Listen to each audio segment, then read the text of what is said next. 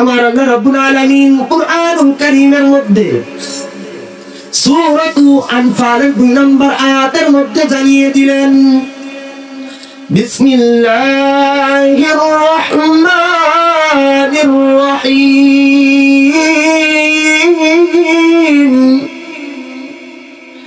ইন্নামাল মুমিনুনা আল্লাযীনা ইযা যুকিরাল্লাহ,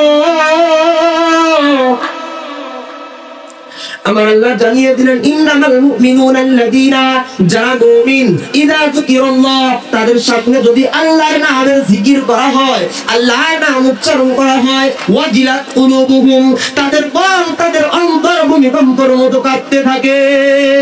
সুবহানাল্লাহ। وَإِذَا تُلِيَتْ عَلَيْهِمْ آيَاتُهُ زَادَتْهُمْ ঈমানা, এবং যেই ব্যক্তি কুরআনের আলোচনা মনোযোগ দিয়ে শুনবে, তার ঈমানকে আমি আল্লাহ বড় মজবুত করে দেই। সুবহানাল্লাহ। আল্লাহ রাব্বুল আলামিন যেন ওই কুরআনের মুহাব্বত অন্তরে ধারণ করে এই জীবন থেকে, এই দুনিয়ার জমিন থেকে বিদায় নেওয়ার তৌফিক এনায়েত করুন। সকলে বলি আমিন। এই কুরআনের মজলিসে যেন আমরা সুন্দরভাবে কুরআনের আলোচনাগুলি শুনি।